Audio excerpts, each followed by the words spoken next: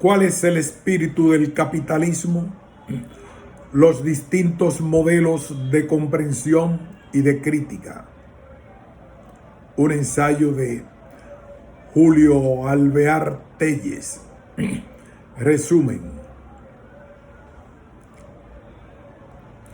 Muchas de las críticas que en Chile se realizan al capitalismo se centran en generalidades que no ofrecen las precisiones mínimamente necesarias. En este artículo se intenta determinar cuál es el atributo que define el capitalismo moderno. Para ello se revisan los estudios que sobre espíritu del capitalismo realizaron Werner Sombart, Max Weber, Albert Hirschman, Luc Boltanski, Yves Chiapello, Julio Mainviel y André Pietre. Se incluyen breves referencias a Karl Marx. Aún es temprano, sin embargo, para captar a partir de un núcleo unitario las tendencias más avanzadas del capitalismo del siglo XXI.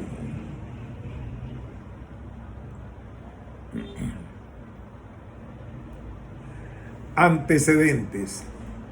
En la ciencia jurídica en general, en el derecho constitucional, el derecho económico o el derecho de consumo en particular, no es habitual integrar los aportes que desde la historia, la sociología, pero también desde el mundo del derecho, formularon los autores que analizaron de manera global la génesis y el desarrollo del capitalismo. Muchas de las críticas que en Chile se realizan al capitalismo, al papel de la empresa privada en la sociedad, al estatuto de la libertad económica o al abuso de la empresa en materia de derecho del consumidor, se centran en generalidades que no ofrecen las precisiones mínimas necesarias. Al otro lado del espectro, quienes justifican los beneficios de la economía vigente parecieran reducir los problemas particulares constatables a asuntos de déficits solo regulatorios, olvidando que tras lo puramente económico habita lo humano y que el derecho debe hacerse cargo de ambos. La comprensión y la crítica del capitalismo resultan inconsistentes si no se estudian a los autores que con mayor profundidad abordaron la materia. Entre los precursores se encuentran las figuras de Max Weber, de Werner Sombart, también, por cierto, Karl Marx, pero su pensamiento, por un lado, es mucho menos científico. En rigor, no es científico, sino ideológico. Y por otro, es una figura mucho más conocida. De cualquier manera, para comprender sus críticas al capitalismo, se vuelve oportuno indicar las obras de David Harvey, por su capacidad de adaptar la tesis socioeconómica de Karl Marx a los tiempos presentes. En lo que respecta a las invectivas contra la acumulación de capital, se pensó en algún momento en destacar a Louis Althusser, pero sus particularidades hubieran llevado esta exposición hacia otros derroteros.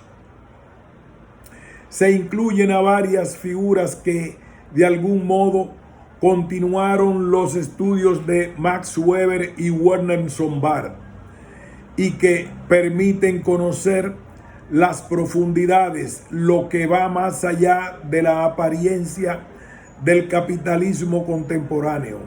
Albert Hirschman, Julio Menviel, André Pietre, Luc Boltanski y Yves Chiapello.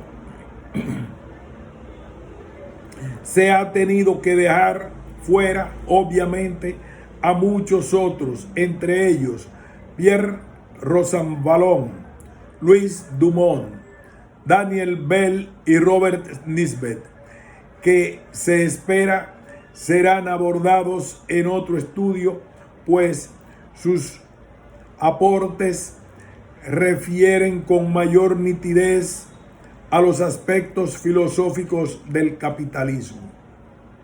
Este artículo se ha limitado al ángulo de lo que se puede llamar la visión general del capitalismo, la captación de su espíritu, el aspecto que le define, presenta las dimensiones que han parecido más relevantes para obtener tales resultados. No ha sido el objeto ni podría serlo en un espacio tan reducido el revisar en su conjunto el pensamiento de cada autor citado, ni tampoco analizar en su integridad sus contribuciones sobre la materia.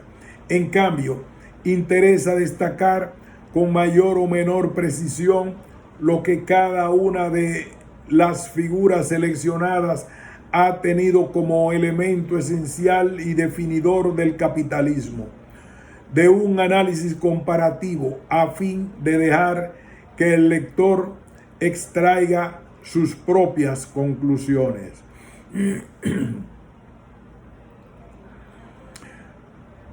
Una visión general del capitalismo hacia la identificación del espíritu del capitalismo. El capitalismo es un sistema económico que conlleva al menos tres elementos: una determinada forma de organización social, un conjunto de técnicas y una mentalidad que le inspira. La organización social supone la existencia de la iniciativa privada, la cooperación entre los propietarios de los medios de producción y los propietarios de la fuerza de trabajo y el libre intercambio a través del mercado. La técnica permite modelar el flujo económico y el modo de obtener beneficios. La actitud mental, que para muchos es el factor más importante, se expresa en los principios normativos de adquisición de ganancia. La racionalidad económica y de competencia, que se expanden en mayor o menor grado a diversos ámbitos de la sociedad. Pero el capitalismo no es pura economía. También tiene un espíritu. Fueron, en efecto, Max Weber y Werner Sombart quienes propusieron la categoría de espíritu para analizar científicamente el capitalismo, por oposición a la lectura materialista típica del marxismo. A través de dicha categoría, ambos intentaron caracterizar el capitalismo en lo que tiene de más esencial. No hay que obviar, sin embargo, que ambos utilizan el término espíritu en un marco más amplio: la emergencia y el desenvolvimiento de la modernidad. De este modo, el capitalismo es visto como un proceso complejo que trasciende la estructura económica, puesto que refiere las relaciones sociales y las expectativas vitales a la concepción del trabajo y al ideal del desarrollo material propio de la modernidad. Albert Hirschman, Luc Boltanski, Yves Chiapello, Julio Menviel y André Pietre harán lo propio al trazar la evolución del capitalismo. Werner Sombart. Se podría decir que al describir el capitalismo moderno parte reconociendo su superioridad económica, así como el progreso cualitativo y cuantitativo que le produce desde el ángulo del aumento de riquezas, de intercambios de bienes y servicios. Pero el autor matiza la valoración de este empeño material. No siempre precisa es un valor final, particularmente porque en razón de su espíritu, la economía capitalista adopta unos referentes culturales, una intencionalidad fundamental por la que se organiza para reducir todo el dinero a fin de obtener ganancias. Vive de la compulsión por producir el dinero, la satisfacción de las necesidades a través del mercado queda subordinada a dicho objetivo fundamental. El espíritu del capitalismo transforma en profundidad la economía, en la economía de subsistencia y en la de producción manual, aquella existía para satisfacer las necesidades humanas más o menos fijas, dado los condicionamientos estamentales. Se trataba de una economía tradicional marcada por un cierto inmovilismo. La economía capitalista, en cambio, es dinámica y racionalista. Su espíritu es movido por dos variables fundamentales: el espíritu de empresa y el espíritu burgués. El primero resulta de la síntesis de la codicia, el espíritu aventurero y el afán descubridor. Es un espíritu de carácter mundano, errante y arriesgado que encuentra en el capitalismo un campo propicio para la acción. El espíritu burgués, por su parte, se compone de la prudencia reflexiva, circunspección calculadora, ponderación racional y espíritu de orden y de economía. Desde el siglo XIV hasta el siglo XVII se desarrolla el espíritu moderno de empresa, teniendo una serie de protagonistas que van a encarnar un nuevo tipo humano, el de empresario ávido de ganancias.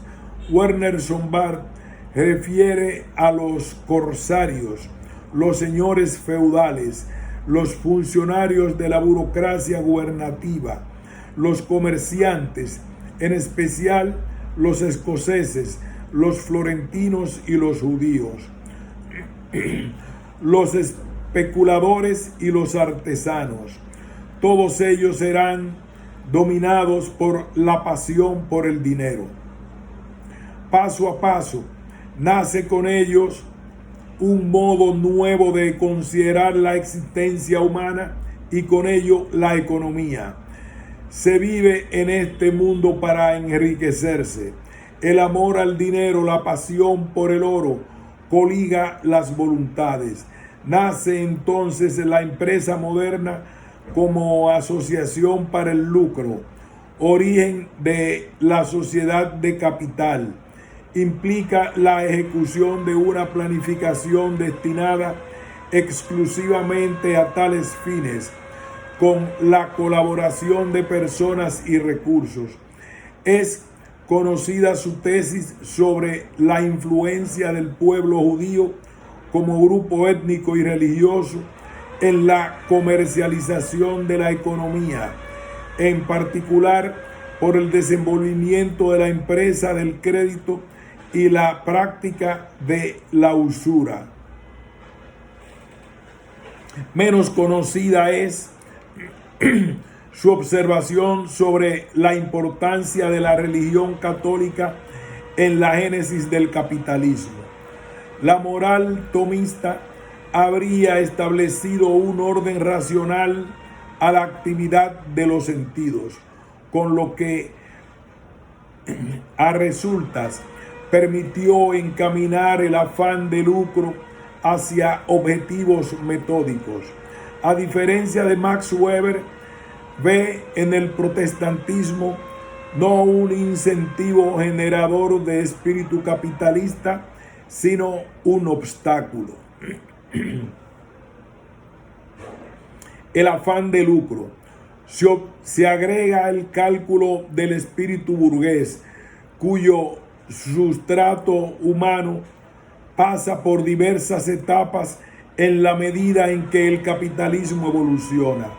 Desde los orígenes del capitalismo hasta el siglo XVIII, el burgués es un tipo humano caracterizado por un conjunto de virtudes económicas, prudencia reflexiva, espíritu de orden, sensatez, circunspección calculadora, ponderación razonable, mesura.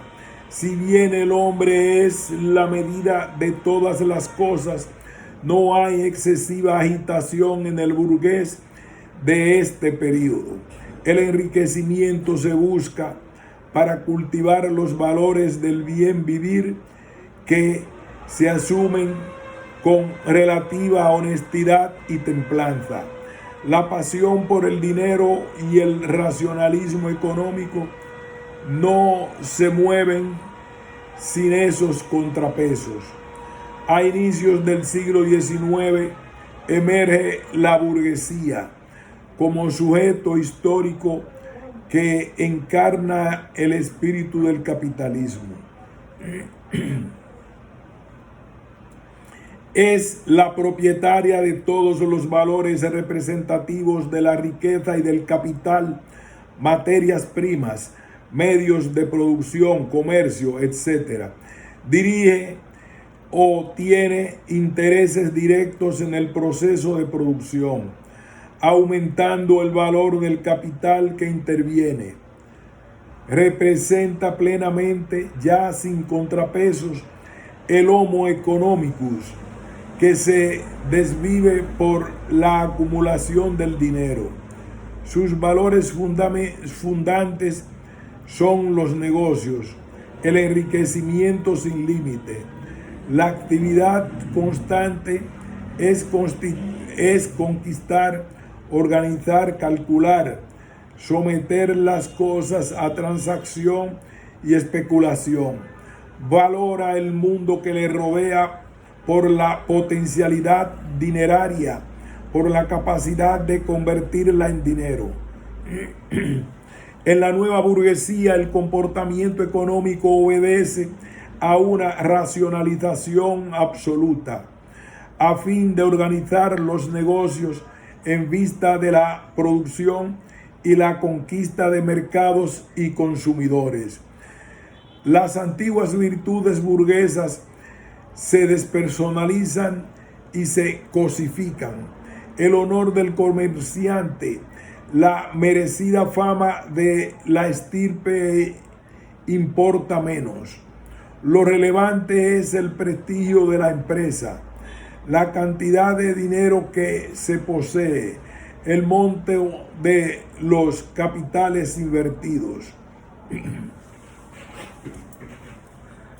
Desde entonces, la burguesía capitalista coordina y organiza a los trabajadores a través de las diversas formas societarias de empresa, encapsulando la fuerza de trabajo en rígidos moldes de disciplina laboral y estructuración social. A cambio de sustento, los trabajadores asalariados libres venden lo único que poseen, la actividad de sus brazos. La situación del trabajador asalariado durante gran parte del siglo XIX es precaria y en general la caracteriza la inseguridad de su existencia, la incertidumbre del sustento y la inestabilidad de su posición, fruto de la organización social derivada del sistema económico. Se dijo que reconoce los avances del capitalismo en las áreas del progreso material. Se dijo que reconoce los avances del capitalismo en las áreas del progreso material, pero es pesimista en cuanto a sus efectos individuales y sociales. Primero, caracteriza la época de predominio de lo económico por sobre las otras dimensiones de la vida humana. Segundo, transforma la actividad económica en un fin en sí mismo, convirtiendo al empresario burgués en un objeto del sistema, al servicio de la acumulación del capital, mientras el afán de ganancias invade todos los ámbitos. El racionalismo económico se independiza de los intereses vitales que lo organizaron. Todas las personas que interactúan al interior del sistema se vuelven objetos al servicio de la lógica incontenible de la acumulación, de la disciplina inhumana, de la racionalidad económica, de nuevas posibilidades de lograr el éxito. La valoración de su actividad altamente racional en el plano económico sustentará en consecuencia la también positiva valoración de contribuir al esfuerzo y al logro económicos como la base del progreso técnico y social. Así, el medio se convierte en el fin y el ser humano viviente queda subordinado o relegado al olvido. Expulsada toda contención religiosa del horizonte humano, la filosofía del dinero va tomando cuenta del espíritu del capitalismo, expandiéndose a toda la sociedad, arrasando o afectando a su paso todos los vínculos humanos no dinerarios. Suplementariamente, la hiperracionalización de la planificación en los negocios y en la empresa domina al interior del sistema toda voluntad individual que la modernidad supone libre, mientras restringe o coloniza la creatividad humana. Max Weber se le asigna la tesis de atribuir la génesis del capitalismo moderno a la ética calvinista. La afirmación es en realidad una vulgarización de su pensamiento. El pensador germano cifra el origen del capitalismo a fines de la Edad Media, antes, por tanto, de la Reforma Protestante. La ética calvinista, como construcción típico ideal, le habría dado al capitalismo nuevas categorías morales y culturales para racionalizar el trabajo y el ahorro y justificar la acumulación de ganancias. Sin embargo, el autor reduce el alcance de su propia tesis a Europa de los siglos XVI, XVII y XVIII y termina por sostener que el capitalismo victorioso del siglo XIX no necesita en realidad de apoyo religioso, sino que descansa en fundamentos mecánicos. Su tesis ha sido muy controvertida en los últimos 100 años, según se desprende de las cerca de 1500 páginas que Francisco Gil Villegas dedica al problema. Entre otros, Werner Sombart excluye al protestantismo, más exactamente al puritanismo, de la génesis del capitalismo, aunque se detiene mucho menos que Weber en el análisis de la cuestión. Como ya se afirmó, prefiere destacar el influjo del pueblo judío sin desmerecer la influencia del catolicismo, en particular en los reflejos de la moral tomista. En la actualidad, Rodney Stark le imputa un absoluto desconocimiento de la historia económica no protestante, pues el capitalismo, la banca y el sistema de seguros florecieron en el siglo XVI en los países católicos, en especial en Italia, que en la materia domina su siglo. El mismo Max Weber refiere a este punto al reconocer el incipiente desarrollo capitalista en la Florencia del siglo XIV, aunque no saca consecuencias gravitantes del hecho.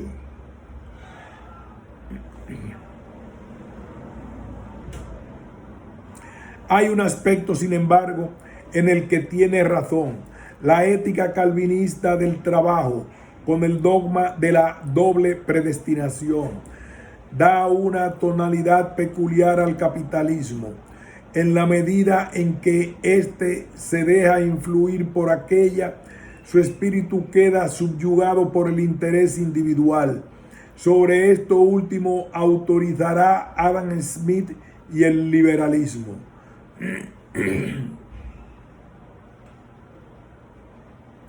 De cualquier manera, como observa Frederick Wilhelmsen, sin el ingrediente calvinista del capitalismo, el progreso industrial hubiera podido ser encauzado al servicio del bien común en el esquema, por ejemplo, de la moral católica tradicional, y es probable que el mundo sería hoy diferente.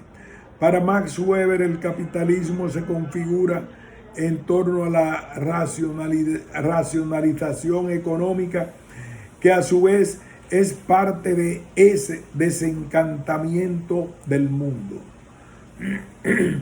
que define el proceso de secularización de la modernidad. En la génesis del capitalismo, el sujeto histórico no es el empresario burgués a la manera de Werner Sombart, sino el puritano, o más exactamente el protestante de orientación calvinista, pietista, bautista o metodista, que asume la ascesis cristiana, no como aislamiento del mundo, no como purificación interna o renuncia a la vida activa, sino como esfuerzo diario aplicado al trabajo. Es a través de este que se realiza la vocación cristiana y se alcanza la salvación eterna. No se trata, sin embargo, de cualquier trabajo, sino de uno profesional.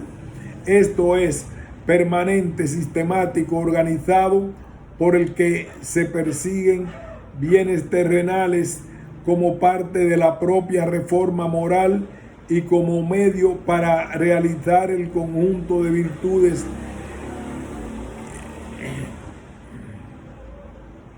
No se trata, sin embargo, de cualquier trabajo, sino de uno profesional. Esto es, permanente, sistemático, organizado, por el que se persiguen bienes terrenales como parte de la propia reforma moral y como medio para realizar el conjunto de virtudes que esto conlleva. El trabajo crea un ambiente propio en el que afloran las virtudes económicas del puritano: racionalización del tiempo, del dinero y del crédito, frugalidad personal, prudencia y honradez en los negocios, responsabilidad, preocupación por el pago de las deudas. Toda esta disciplina materialista, el ethos del trabajo, al que se está atado por vocación y por deber.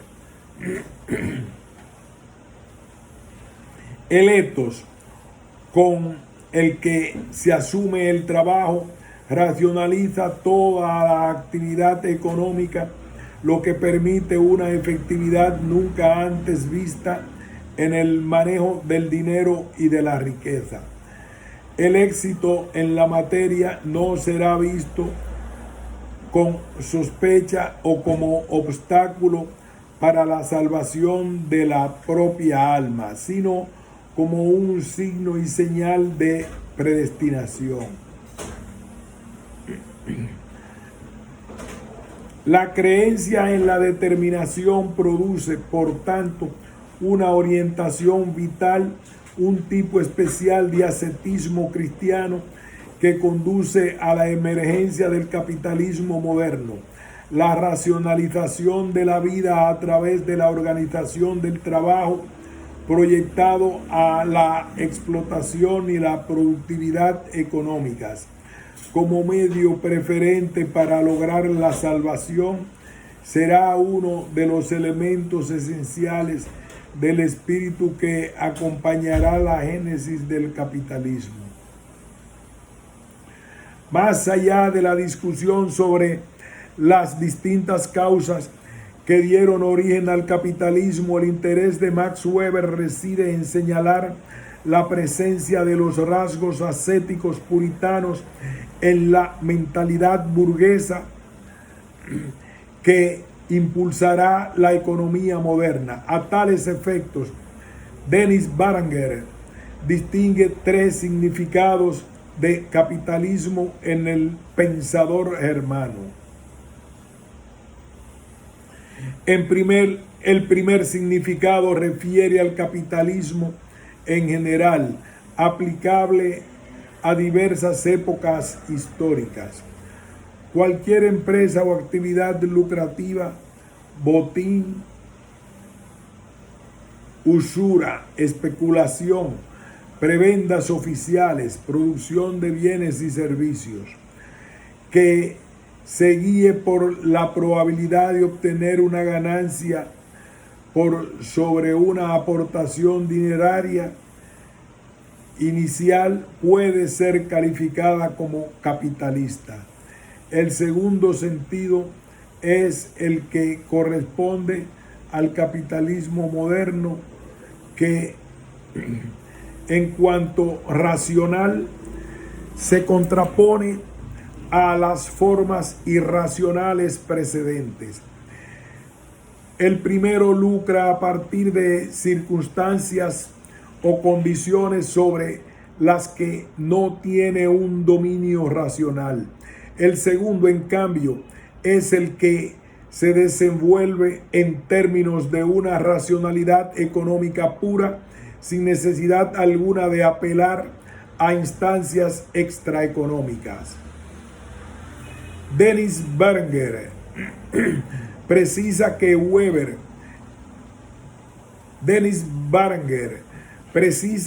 en Weber el término capitalismo moderno connota dos órdenes de concreción. Puede referir a la orientación racional hacia el lucro por parte de una empresa o a un sistema económico en el que predominan esas empresas racionalmente orientadas hacia el lucro. En este último sentido, el capitalismo moderno se reconoce porque establece la organización industrial racional, la que calcula las posibilidades del mercado y no deja llevar por la especulación irracional o política. Aquí se define el capitalismo. Por la existencia de empresas cuyo objetivo es obtener el máximo de ganancia y cuyo medio es la organización racional del trabajo y la producción. El capitalismo moderno es un fenómeno exclusivo de Occidente. Desde el ángulo de la empresa, Max Weber precisa su caracterización esencial: contabilidad racional del capital como norma para todas las grandes empresas lucrativas que se ocupan de la satisfacción de las necesidades cotidianas. De ahí deriva una serie de consecuencias. 1. Apropiación de todos los bienes materiales de producción como propiedad de libre disposición por parte de las empresas lucrativas autónomas. 2. Libertad mercantil. 3. Técnica racional. 4. Derecho racional. 5. Organización racional del trabajo formalmente libre. Y 6. Comercialización de la economía. El espíritu del capitalismo moderno no consiste en el puro afán de lucro o impulso adquisitivo, la pasión por el otro, la ambición ilimitada, acompaña desde siempre al ser humano. Lo que es propio del capitalismo moderno es la moderación racional de ese impulso que provino del ethos de origen calvinista o puritano. En este cuadro se podría hablar del espíritu que presidió el desarrollo inicial del sistema económico capitalista y del espíritu que caracteriza en general al capitalismo moderno, tanto en el nivel de la empresa como del sistema económico.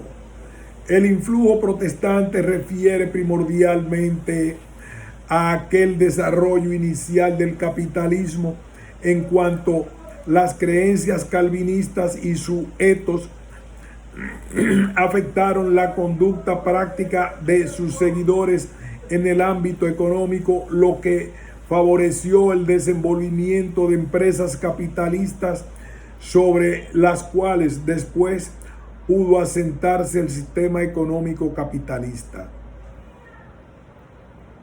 Max Weber, como Werner Sombart, también se muestra pesimista sobre el destino del capitalismo. El sentido religioso va pereciendo de forma gradual, con lo que se extingue el ethos que le inspiraba y le daba significado al trabajo como deber profesional.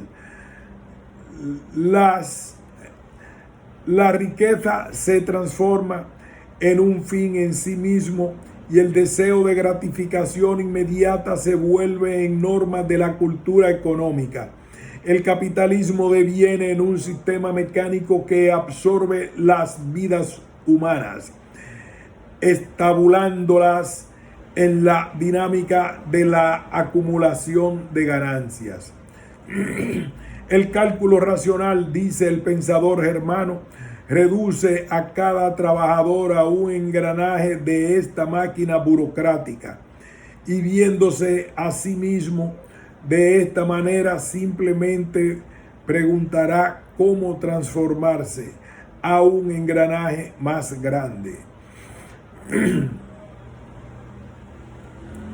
El proceso de racionalización de la modernidad secularizadora del que el capitalismo es síntoma y expresión ha terminado por convertir la sociedad en una jaula de hierro, medida por el cálculo racional, la eficiencia teleológica, el control, la impersonalidad y la coordinación burocrática de la vida humana. El desconcierto de Max Weber es patente. Nadie sabe en el futuro quién ocupará la jaula de hierro y si el término de este monstruoso desarrollo surgirán nuevos profetas y se asistirá a un pujante renacimiento de antiguas ideas e ideales, o si por el contrario lo envolverá todo una ola de petrificación mecanizada y una convulsa lucha de la civilización de todos contra todos. En este caso, los últimos hombres de esta fase de la civilización podrán aplicarse esta frase: especialistas sin espíritu, gozadores sin razón. Estas nulidades se imaginan haber ascendido a una nueva fase de la humanidad jamás alcanzada anteriormente. Albert Hirschman nota cómo el comercio y la banca, la actividad lucrativa en general, fue vista durante siglos como prevención por ser el espacio humano donde más fácilmente se desenvuelve la codicia y la avaricia. Considera que la justificación moral del capitalismo emerge por razones cuyo fundamento es sociopolítico y no por motivos de corte psicológico religioso. Es el horizonte cultural de la Ilustración donde se formula la justificación de la búsqueda de la ganancia como un fin en sí mismo. Dado el fracaso de la moral religiosa para dominar las pasiones humanas y la incapacidad de la razón política para gobernar en un mundo en que cada cual va en busca de lo suyo, un sector de la Ilustración coloca sus esperanzas en el comercio como instrumento para armonizar los egoísmos humanos más radicales. En la mente de diversos pensadores del siglo XVIII, la codicia es mutada. En la mente de diversos pensadores del siglo XVIII, la codicia es mutada en interés, síntesis del egoísmo y cálculo racional, y el comercio se convierte en el único escenario capaz de armonizar los intereses contrapuestos. El lucro, el interés exclusivo por el dinero, se transforma en una pasión inofensiva. Es más digna de alabanza, pues domeña a las pasiones violentas como el deseo de gloria y el gusto por las hazañas. El mercado conduce el interés individual hacia el beneficio común y el afán de ganancia por su constancia y su previsibilidad permite empeñarse en la paz. El bien común no será fruto de la política, sino de la economía capitalista. Sin embargo, en el siglo XIX mostró que las esperanzas puestas por la Ilustración en el Doux Commerce no eran reales. La sociedad de libre mercado no fue dulce, no trajo el cotejo de las virtudes burguesas esperadas, ni el apaciguamiento de las costumbres, ni la amabilidad como forma de sociabilidad, ni la moderación como conducta económica. La ganancia de dinero no se convirtió en una pasión tranquila. Al contrario, el capitalismo decimonónico impuso una economía de mucho desenvolvimiento material, pero afectada por la coacción, la opresión y la brutalidad. De ahí la necesidad de una continua justificación moral. Es la tesis de Luc Boltanski y Yves Chiapello, que se reseñará a continuación. Luc Boltanski y Yves Chiapello definen el capitalismo como la exigencia de acumulación ilimitada de capital mediante medios formalmente pacíficos, la perpetua puesta en circulación de capital agregan dentro del circuito económico con el objetivo de extraer beneficios, es decir, de incrementar el capital que será a su vez reinvertido de nuevo. Es este carácter el que le otorga al capitalismo su dinámica y su fuerza de transformación. Los autores precisan que la acumulación de capital no consiste propiamente en un acaparamiento de formas materiales, sino en su transformación permanente para producir más capital. El capitalismo se caracteriza por un sujeto activo, capitalista. Luc Boltanski y Yves Chiapello consideran como tales al conjunto de poseedores de un patrimonio en sentido no estático, sino dinámico, pues integra principalmente las inversiones físicas y financieras, no el patrimonio de disfrute o el patrimonio profesional de los no asalariados. Capitalista es quien tiene el capital para que se multiplique.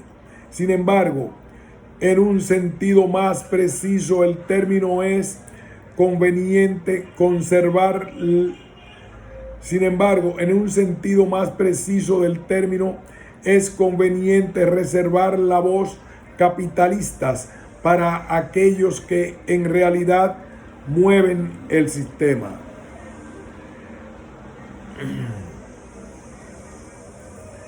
El régimen salarial, que a diferencia de Max Weber, Luc Boltanski y Yves Chiapello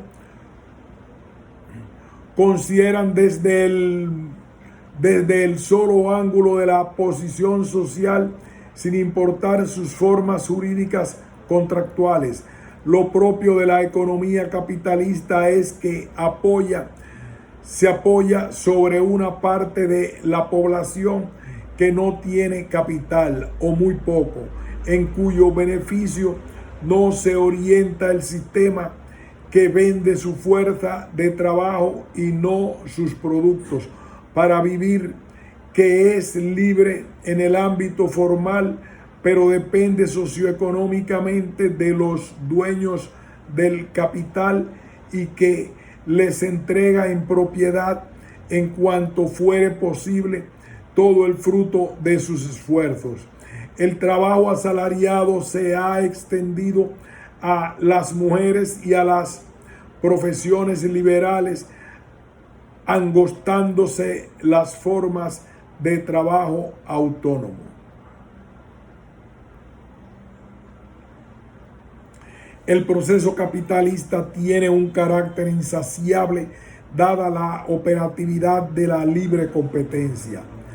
La economía de libre mercado acompaña al capitalismo, pero debe distinguirse conceptual e históricamente de él. El libre mercado precede al modelo normativo de la acumulación ilimitada y la competencia o rivalidad entre los actores del capitalismo no genera de forma instantánea un mercado libre, descentralizado, transparente, con simetría de información y precios de equilibrio. La lógica capitalista de la acumulación solo se pliega a las reglas del libre mercado y de las transacciones ordinarias cuando no hay otra vía más directa de obtener beneficios. Los contratos e instituciones en las que se apoya el sistema pueden amparar con facilidad arreglos solo en beneficio de uno o pocos actores.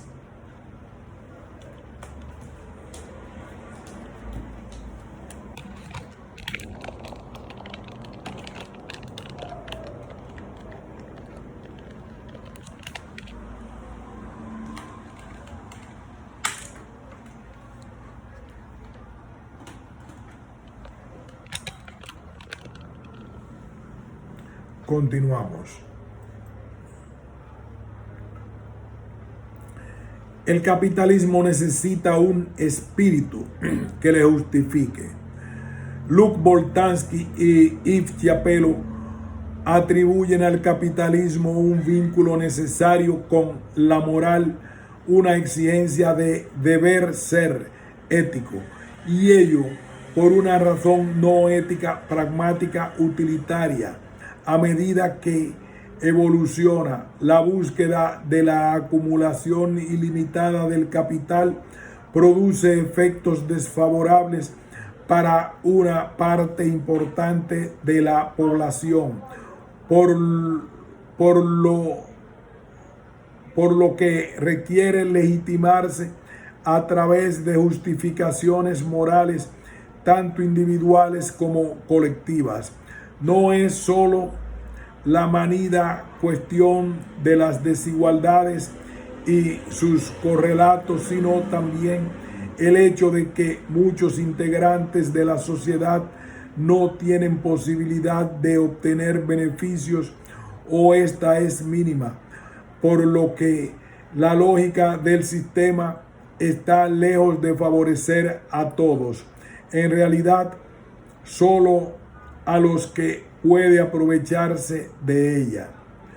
De la tesis weberiana de la vocación religiosa que exige ser cumplida a través del deber y del trabajo profesional productivo, los autores guardan la idea de que los seres humanos necesitan de gravitantes razones morales para insertarse en las prácticas del capitalismo.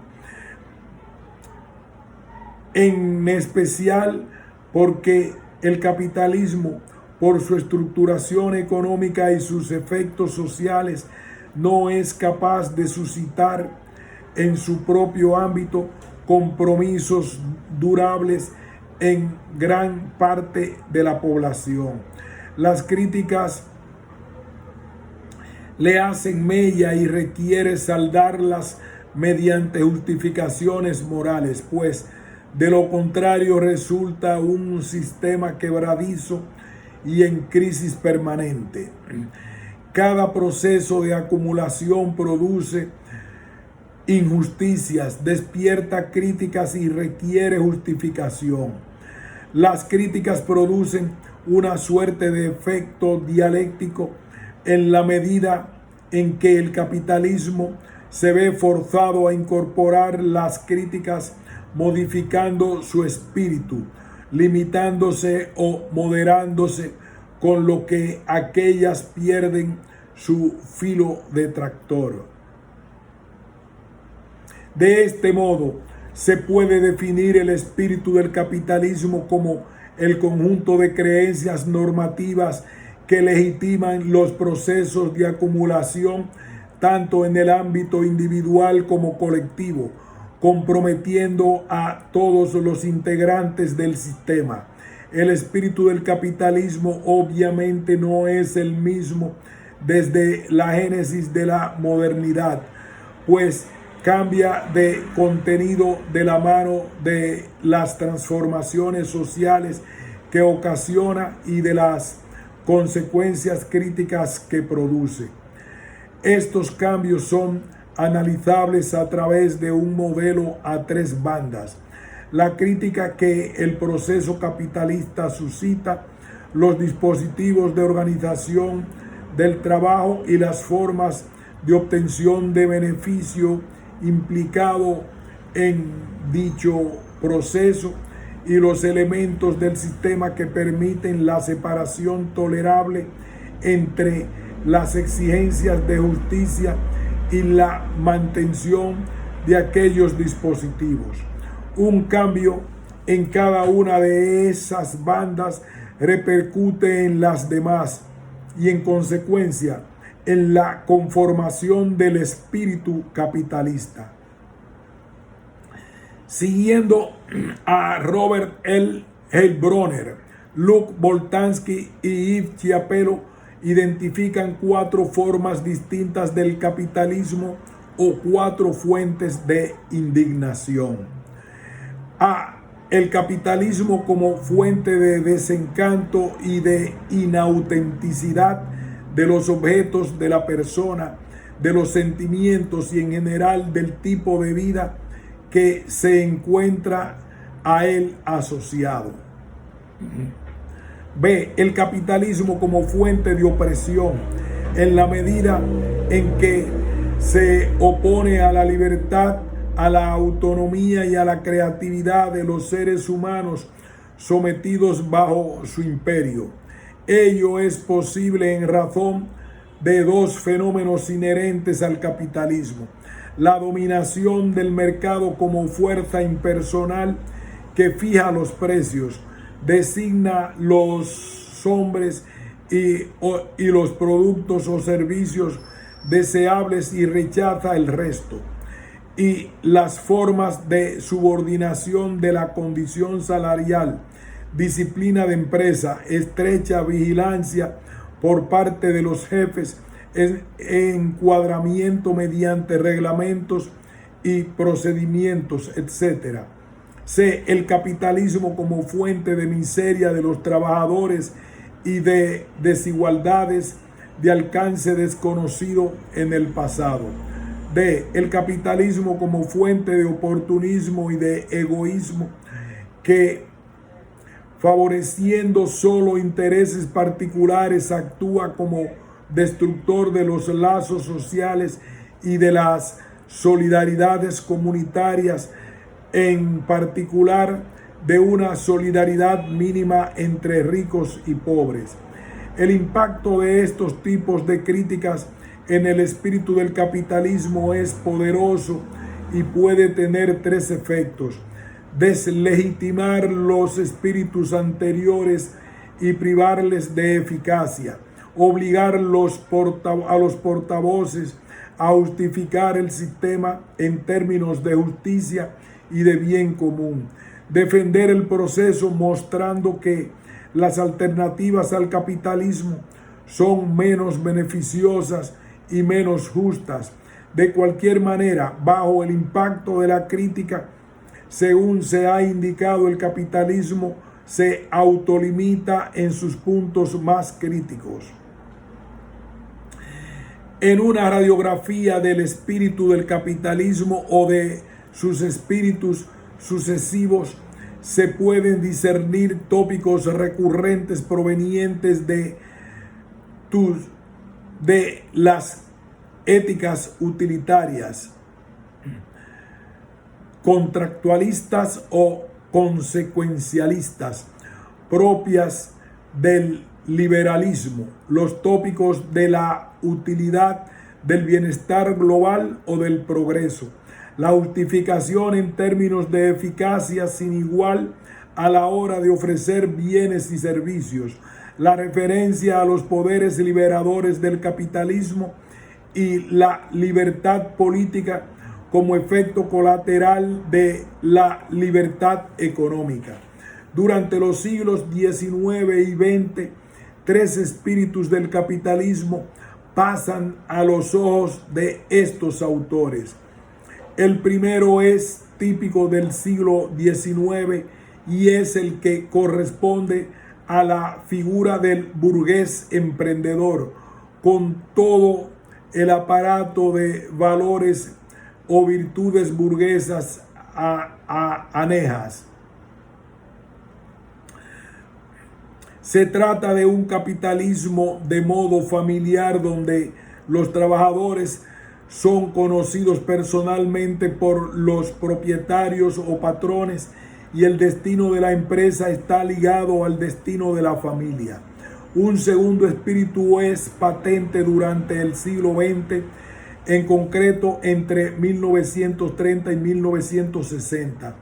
El centro no es el empresario individual, sino la organización. El héroe no es el propietario, sino el director de la gran empresa industrial centralizada, burocratizada y planificada, que busca hacerla crecer sin límites mediante cuadros de profesionales y la producción en masa y estandarizada. Diríase que su meta es el gigantismo. El accionariado se ha vuelto anónimo y los antiguos destinos familiares no existen. Ese es el punto de partida, sin embargo, para un tercer espíritu que tiene como protagonista a las multinacionales, propio de un capitalismo mundializado, isomorfo y que requiere de los adelantos de las nuevas tecnologías. El héroe ahora es el accionista y el proceso de acumulación del capital se funda en la flexibilidad y en la operación en red. Lo que importa es la realización personal mediante multitud de proyectos. Este nuevo espíritu del capitalismo tiene su propio orden de justificación. Se habla de representaciones y no siempre de realidades. Si el espíritu burgués postuló su orden de justificación en la ciudad doméstica, autoridad, confianza y mutua estima, y en la ciudad comercial, búsqueda del poder, intercambio monetario y precio, y el espíritu del capitalismo industrial lo hizo en la ciudad cívica, igualdad, solidaridad e interés colectivo, y en la ciudad industrial, competencia y experiencia profesional, relación funcional, productividad y eficiencia. El nuevo espíritu del capitalismo se fundaría en la ciudad por proyectos. Luc Boltanski resulta aquí algo ambivalente, pues esa ciudad por proyectos no es algo dado, sino más bien una justificación a realizar. ¿Cómo se hará? El punto no es claro. Los propios autores reconocen las peligrosas tendencias del capitalismo actual y el problema de su justificación. Así se está ante el capitalismo mundial que reorienta a la inversión financiera en busca de mayores beneficios puramente especulativos. Se estructura en busca de mayores beneficios puramente especulativos.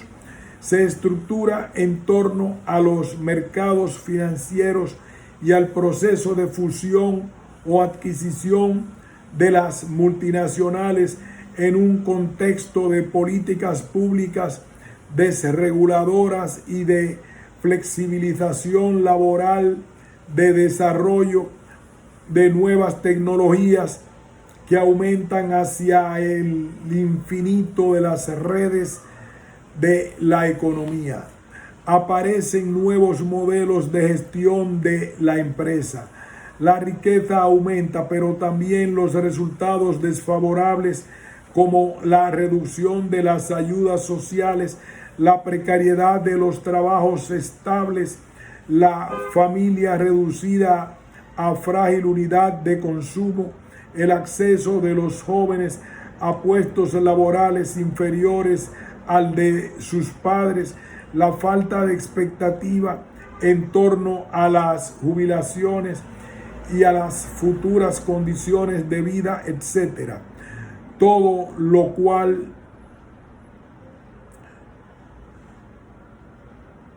Boltanski y Chiapello no niegan la tesis de que el aparecimiento del capitalismo moderno implicó una representación del mundo radicalmente distinta a la de la sociedad tradicional.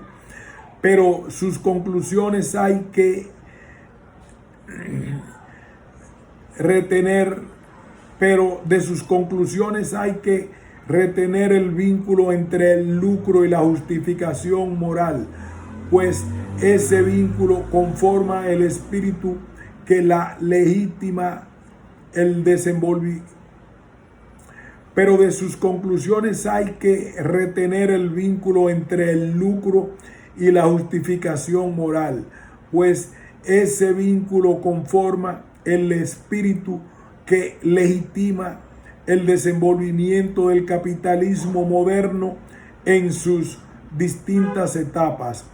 La propia autonomización de la economía es, en opinión de estos autores, resultado de una convicción moral, aunque después quede recubierta por el discurso científico y economicista con pretensiones asépticas.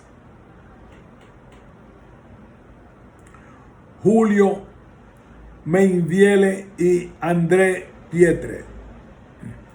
El aporte de estos autores, tan distintos en su trayectoria, es interesante, pues ambos parten de una concepción católica de la economía. Julio Mainvielle estudia el espíritu del capitalismo aplicando la doctrina gilemórfica. La materia del capitalismo son los elementos materiales y humanos de la economía: trabajo, capital, intercambio comercial, máquinas, etc. La forma del capitalismo es el modo en que esos elementos se organizan para imprimirles la significación y una finalidad última.